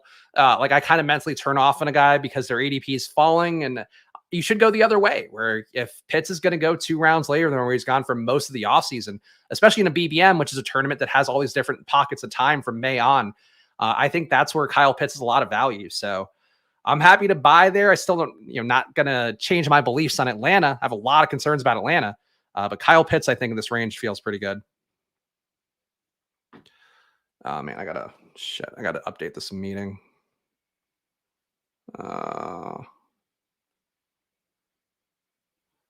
So many texts, so many Slacks. Good God. I really just need to be a streamer. I need to not have other responsibilities. Is how I'm feeling about this. Calendar. My pick's coming up here, so I will stop fiddling with my Outlook calendar. Make a pick. Need more receivers still. Boy. I'm going to grab Nico here and I think try to get myself Houston late. And what I'm going to try to do is make a Houston stack be the part that covers for my lack of receivers overall. Like we have an okay floor with Diggs and Wilson, but I think we need something to balance out the lack of talent at the 5 spot. And the way to do that, I think, would be drafting like Nico and Tank Dell or Nico and Mechie or Nico and Woods, and then take CJ Stroud at some point. But I will also try to get Aaron Rodgers. Right? Did he already go? Aaron Rodgers went at 112? Why? To who? Oh, good. Aaron Rodgers went at 112 to a guy with Dalvin Cook. Motherfucker. That's okay. That's stupid. Oh, well. Nico over Dobbs. I have enough Dobbs. I would prefer Dobbs. I agree with that take with the sad emoji for that one. But I do think with Nico, like I need to get some exposure there. He's the best case scenario for him is that he's fractional Brandon Cooks. And I think he showed a little bit of that last year. And I'm still willing to buy in on Stroud. I wish Stroud had a better preseason, but because he didn't have the better preseason, like you're still able to get these guys besides Tank Dell cheap. So fuck, man. Yeah, but yeah, Aaron Rodgers to Cook stack elite. I really wanted to get Aaron Rodgers in this build. And I never want to get Aaron Rodgers. I'm not the person out here who's like, yep, this is a team that's crying out for him. But I have Breece and Garrett Wilson. So it clearly would have made a lot of sense to have Aaron Rodgers. But no, sir. Yeah. Normies love Rodgers. It's true. Normies / cat. What's more insulting, do you think? Calling them casuals or calling them normies? Because I feel like normies implies that we're the fucked up ones, whereas casuals implies that they're idiots. So I don't know. Note the new price tag on Jaylen Warren. 118 for him. Goes ahead of Rashad Penny. Pretty interesting there. Would love to see some Rashad Penny like functional news here because I do not know what to make of him. It feels like there's a chance he could get cut. It also, honestly, if he gets cut, he might end up in a better situation. But it also feels like he's done enough in the preseason to earn a role. And he's certainly last 2 years, just a great running back in terms of every advanced analytic. It's like one of the best running backs in the league. He just can't stay healthy. Interesting. We adopted sicko, so casual is an insult. That's true. As long as you take ownership of it, it's fine. Like, honestly, if you were going to be a best ball drafter, I'd be like, being the best ball drafter for casuals is probably a better angle. Like again, I don't mean to always shit on him, but like the fantasy flock is like a guy for casual drafters. He drafts running backs. He has fucking pedestrian takes. Like those are the kind of things that like casual drafters enjoy. They don't want to be challenged too much by it. Normies is more insulting. Casuals just describes the group as a whole. Okay. I think that's fair. Tyler giving out fitness tips. Cardio keeps you lean. If you're going to put on mass, you need to bump the cardio down for a mass gain phase for at least 2 months. I assume he's talking to somebody, but I don't know. Dalton Schultz goes, but he wasn't an important part of what we were doing anyway. We already have enough tight ends, I would say. I did see that. Didn't watch the video though. Yeah, I mean, that writer seems more credible than the Elliott Shore Parks guy, who everybody in Philly hates, and I think on social media he gets a lot of things wrong. Is he going to time out on A Chain? Of course, he's going to time out. These fucking guys. These fucking guys. At least it makes sense for his team, but I don't think he meant to take A Chain there. Well, I'm not going to take another Jet and Alan Lazard at this point, right? Without Aaron Rodgers, I don't think that makes sense. 1-4-4-2. God, we just need receivers. I guess we make a concentrated bet on the Jets still. Feels stupid, but so the team so far: Breece Hall, J.K. Dobbins, Antonio Gibson at running back, at receiver, Stephon Diggs, Garrett Wilson, Deontay Johnson, Zay Flowers, Nico Collins, Alan Lazard, and then a tight end, Mark Andrews, Kyle Pitts. Weird team. Honestly, don't like it that much, but I think we're at least getting like concentrated bets on it. So we have a good bet on Baltimore. We have a good bet on the Jets. We have Diggs, who's going to give us a floor. Like, the team is okay. It's just fucking not a fun team. This is a real like working class team. This is a team that just punches its time card and goes, another day at the office, huh? This team is coming at home at night, drinking a whiskey on the rocks, staring at a wall, wondering how it got here. But it's a team.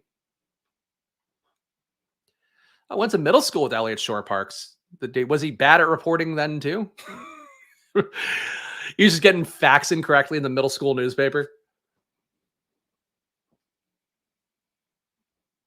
If you think the flock is for casuals, who definitely have not seen the fantasy football show, has leading 20K subscribers to the rake.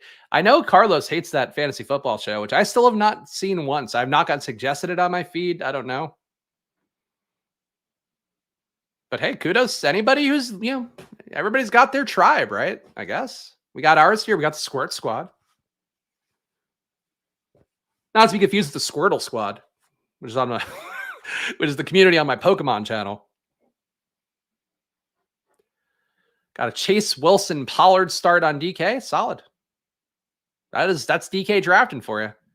That's why we do it. Again, on Thursday, 8 hours of DK drafts here on the channel, guys. Strap in. If you think I'm sweaty and exhausted from 3 straight drafts here, imagine 5 more tacked on. All right.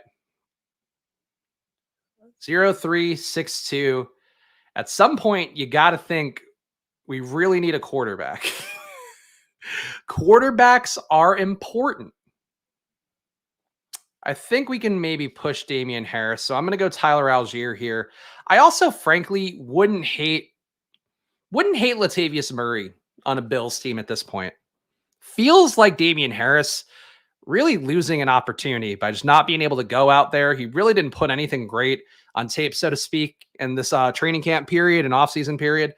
So kind of feels like Latavius Murray, like at least the reports have been Latavius Murray, good in the, as a goal line back, good catching passes, just like a dude who can do a little bit of everything. And Damian Harris might be more of a Mike Davis than I've drafted him like.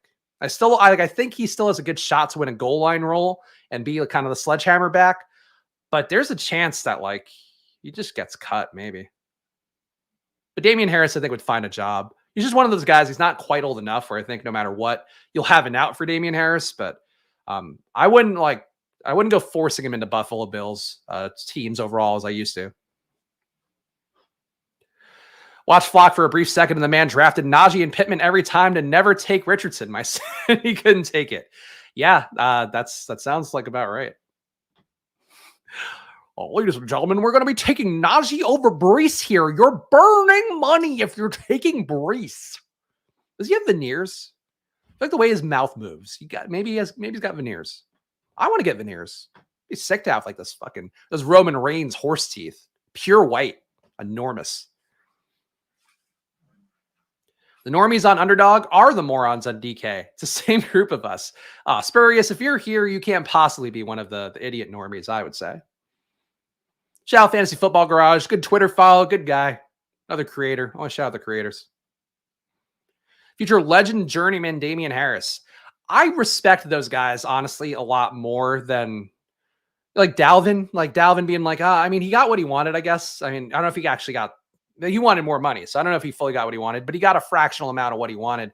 I respect guys like Latavius Murray and like Damian Harris. And I think Rashad Penny's on that same track. Like those guys a little bit more because it's like, you know what the market is, you know what you are, you still know you have some juice in your legs and can do the things that you need to do as a running back, but you're not holding out for some deal that's never going to come. Like I think that's just a smarter way to approach it at this point. And like Kareem Hunt, like I think would be benefited by the same thing of just take your $4 million and just have a job. Because I think that's why he hasn't signed. I think it's probably that he wanted more money. He's like, oh, 3 teams are interested in me. And it's like, no, 3 teams just wanted to bring you in because they need a body. And like, they probably don't want to pay you what even Zeke got, I would think. I think it's an important lesson for running backs, but probably for everybody in general. It's just like knowing what your market value is and whether you can get more out of it or you need to get less. Frank Gore is going from elite running back to journeyman and always being inevitable made it hard not to love him. Frank Gore is probably the best example of that. Like that's how you have a long career at running back is like just being functional enough, being able to add some things to your skill set, being able to pass protect. And then you get your big money early on, hopefully. And then you can just keep getting little contracts over and over again. I think that's certainly the archetype now and the modern NFL to actually, give yourself a chance to have a career at it. All right, so we need to get some QBs at some point here. God, it's just like I think did Pickett get reached for again? Okay, Pickett's still available. They're going to try to do Pickett with Deontay. I think I'm just going to grab QBs because I feel okay at running back with Breece, J.K. Dobbins, Gibson, Tyler Algier, and I feel like I'm getting boxed out of QB pretty bad here. Ugh. And what am I? I guess I could take Roshan. Yeah, maybe I'll push QB one more round. Take Roshan here if he's available. If JBI nil doesn't take him, I'm going to take Roshan. Come on. This guy just fucking uses the whole clock every time. Damian Harris at 149 for whatever FUD I just said of him. Nice pick at 149, I think. Roshan here, done. So we should be done at running back, I think. Maybe one more late if we need it. Breece Hall, Dobbins, Antonio Gibson, Tyler Algier, Roshan Johnson. Probably a lot of teams of mine have this duo on them. Stephon Diggs, Garrett Wilson, Deontay Johnson, Zay Flowers, Nico Collins, Allen Lazard at receiver, and then Mark Andrews and Kyle Pitts at tight end. So we can add on one more receiver, I think. Can add on a couple QBs maybe. Might be wise to draft a couple QBs at some point, I would think. Spags, I'm making a sourdough loaf right now. Okay. My wife always says it's very easy to make bread, but I don't make bread. But God damn it, do I respect everybody out there who makes bread. You people out there who make bread, you're the lifeblood of this industry. But hey, shout out to all the home chefs out there. Smoke that bread. Can you smoke bread? I don't know. You can smoke cream cheese, though. That shit's really good. Big Baker Bullock. That's his new brand. The big baller brand of Big Baker Bullock.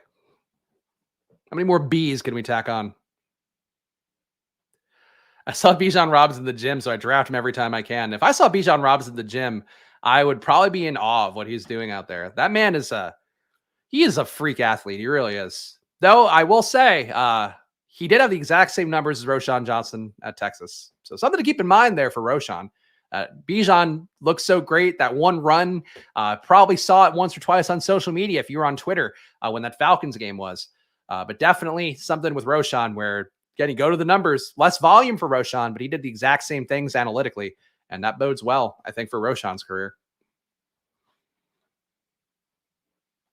It's the difference between Warren and Bigsby versus Algier, just standalone value. Tyler Algier, similar upside if Bijan goes down. Let me make a pick here, and let's think about that one.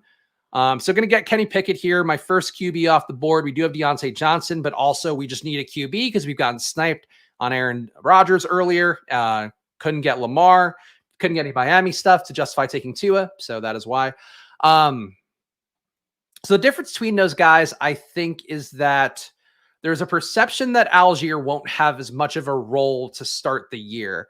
I don't think that's correct. I think we saw, I mean, he was technically the starter in that game, but you saw it being basically, you know, like 65% Bijan, 35% Algier.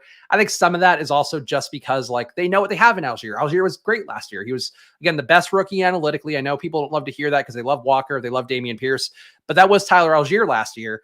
So they know what they have in him. And I think it's probably like a 50-50 share. So, and I think he's probably got a more secure 50-50 share than like Bigsby does, or even Jalen Warren. So I still like Algier.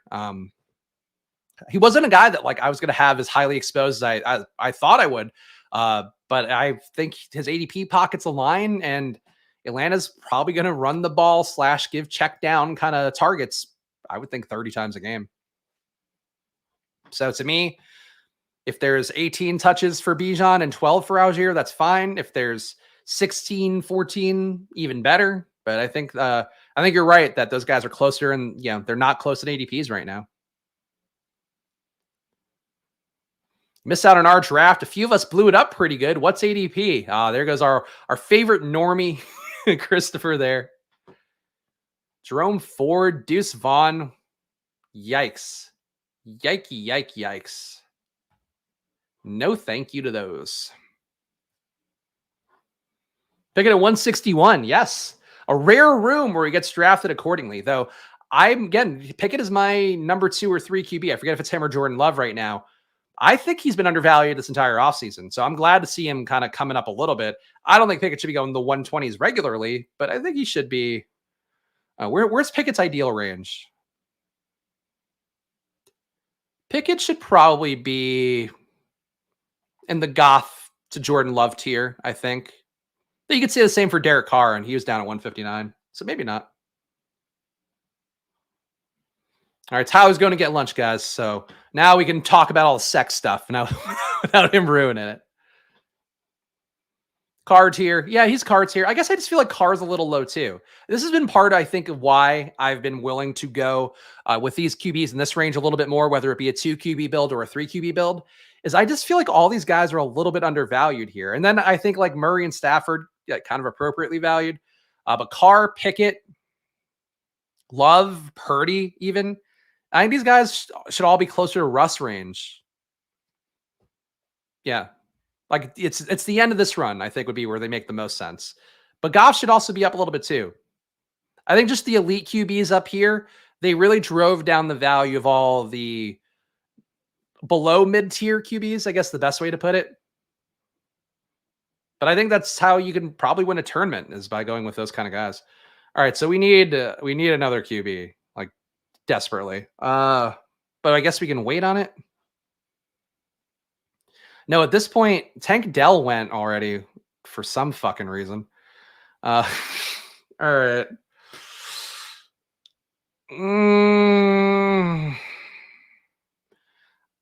I am going to take a 6th running back here because I'm going to try to get my Houston correlation this way.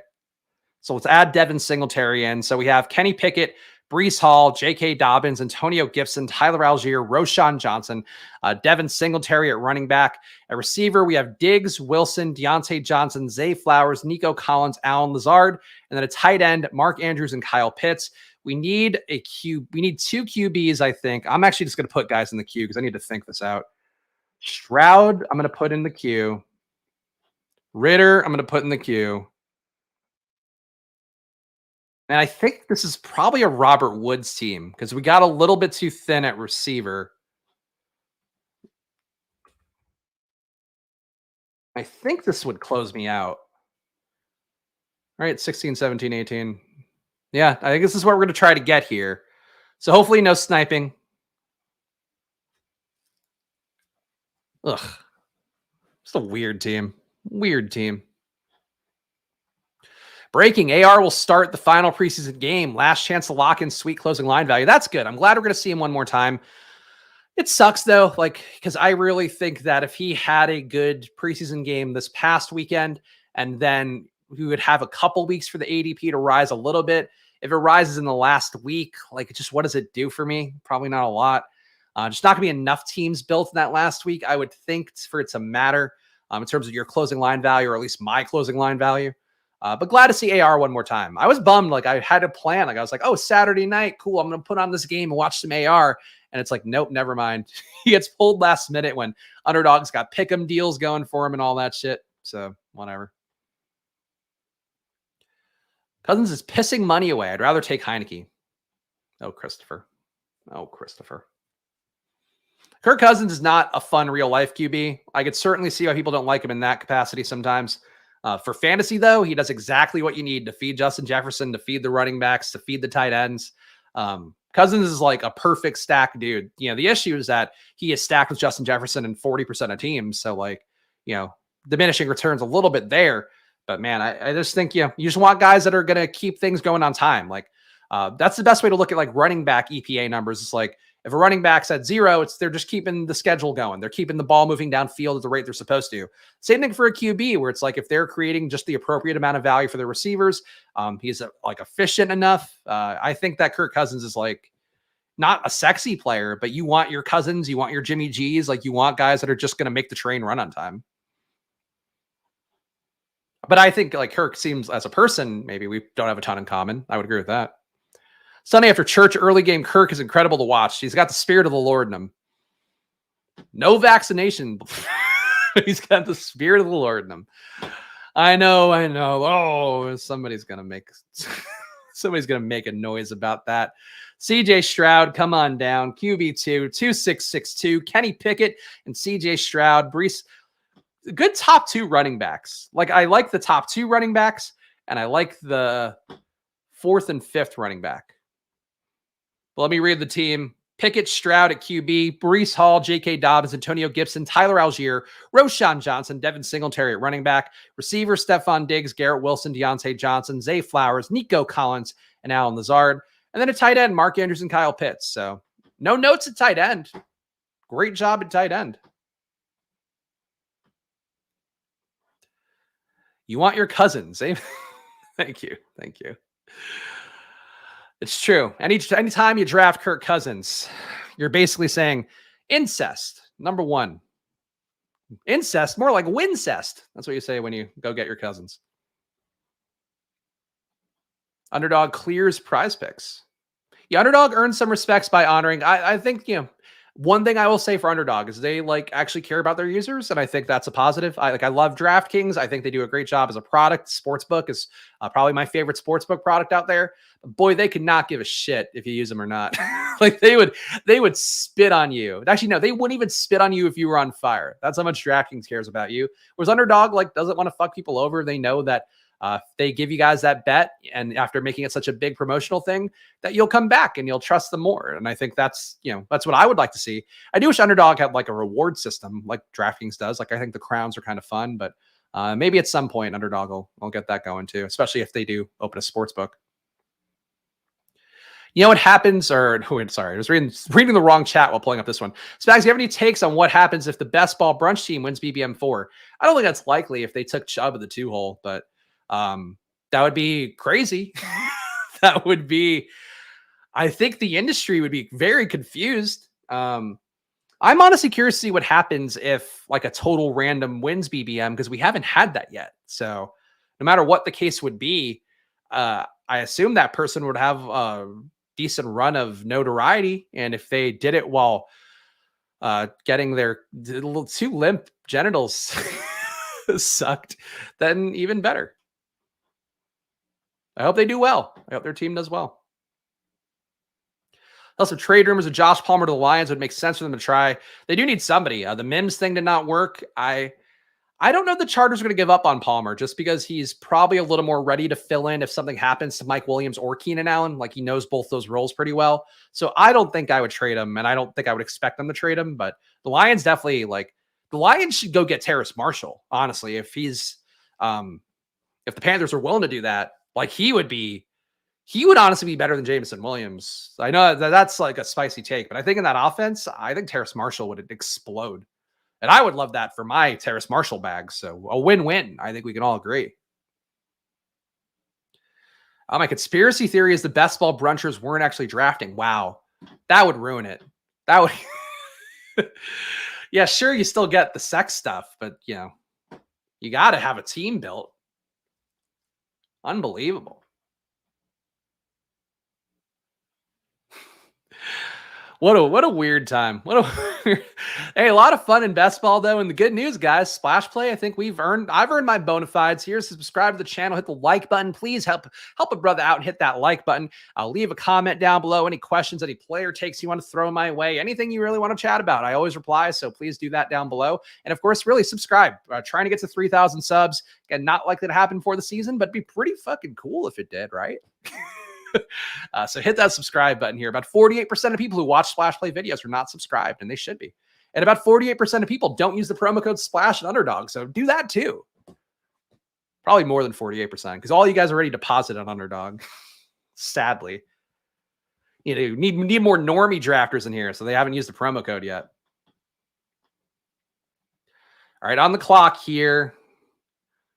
Again, I think that Robert Woods is not going to be an issue getting back. So I'm going to take Desmond Ridder. So we have a 3 QB build, 3-6-6-2, Kenny Pickett, CJ Stroud, Desmond Ridder, Breece Hall, J.K. Dobbins, Antonio Gibson, Tyler Algier, Roshan Johnson, Devin Singletary, at receiver, Stephon Diggs, Garrett Wilson, Deontay Johnson, Zay Flowers, Nico Collins, Alan Lazard, and then a tight end, Mark Andrews and Kyle Pitts. So we have a double stack technically with Ridder. We have a single stack with Stroud that we're going to make into a double, hopefully. We pulled out of the tailspin here, but not as week 17 correlated as I would like. Really wished I'd gotten Rodgers. Really wished I'd gotten a Cleveland bring back. It's a team. If I win, I'm committing to a $1,000 tip for the entertainment. It's been fun. Thank you, Christopher. I appreciate you, man. I appreciate you coming here and giving the super chats, especially, but also just appreciate the positive vibes. And Christopher, definitely willing to be wrong in the chat, which I respect. Willing to push back on my takes and willing to be wrong about them. Just jumping into the stream. Have you given your thoughts on Taylor being allowed to seek out a trade? I have, but just to repeat them quickly, I think nobody's going to want to give up the draft capital, and I think he's probably looking for at least 2 years and 20, maybe 3 years and 30 as a minimum. So I don't think anybody's going to pay that. But I think, as Christopher pointed out earlier, if anybody's going to do it, it's probably Jerry Jones. So I think that is a sharp take and would be hilarious. Like, for me to watch the Tony Pollard meltdown for people, I would love to see that trade just for that reason. I think. We'll see, though. Yeah, there we go. Dave is on the same page here. All the great minds are thinking it, and I think it makes a lot of sense. But maybe the Cowboys know. Like, they got rid of Zeke. Like, maybe they know, hey, we don't want to pay big money to running backs. Like, maybe they finally learned. But if anybody's going to get him back in the ball game, like Jonathan Taylor probably would be it. Yeah, both would be dead at cost. That is absolutely true, which would be funny. Like, it would really prove me right about just keep taking receivers early, guys. It doesn't matter what the ADPs are. Like, just stop trying to take running backs and learn what the market's doing. So I would victory lap that as a macro take amidst my many. All right, we get Robert Woods. We did it, guys. So the final team here, and then we'll jump off. Kenny Pickett, CJ Stroud, Desmond Ridder, Breece Hall, J.K. Dobbins, Antonio Gibson, Tyler Algier, Roshan Johnson, Devin Singletary, Stephon Diggs, Garrett Wilson, Deontay Johnson, Zay Flowers, Nico Collins, Alan Lazard, Robert Woods, Mark Andrews, and Kyle Pitts at tight end. So didn't get the Miami bring back, which would have been nice. Didn't get Cleveland bring backs for the Jets, which would have been nice. Got sniped on Aaron Rodgers, which didn't help. But I think this is still like, people ask about stacks and stuff. This is me valuing stacks. Like, we got Pickett stacked up with Deontay Johnson. That's my smallest stack. But then we still have CJ Stroud with Devin Singletary, with Nico Collins, with Robert Woods. And then we have Desmond Ridder with Tyler Algier and with Kyle Pitts. And then we have a bring back of Roshan Johnson. So this is how I build my teams. This is how I think is, even if you get caught in weird situations, get caught with players that you don't necessarily love and a build you don't love, you still try to correlate it. You still try to make the best of it. So that would be what I would advocate for. Follow me at Chris Spags, guys. Follow the show at Splash Play Pod. Of course, one more time, I will ask you guys to please hit that subscribe and like. Oh, it's all over my. I have to use a little one. Please hit that subscribe down below. March to 3K subs on here. Pete's going for 15K. Get him there immediately, too, if you're not subscribed to his channel for some reason. But it's a fun time here. Appreciate you guys hanging out with me today. Of course, we'll be back tomorrow drafting some teams. And then on Thursday, 8 hours of DraftKings drafts, 9 to 5, a work day in the DraftKings coal mine, swinging the pick of fucking mining for teams on there. It'll be fun. It'll drive me nuts. It'll be something. But thanks for hanging out with me, guys. I always appreciate you guys. Thank you to the chat. Please, you guys really make it so much fun. Thanks for all you do. And I'll see you guys tomorrow. So enjoy your days. And of course, good luck. Bye.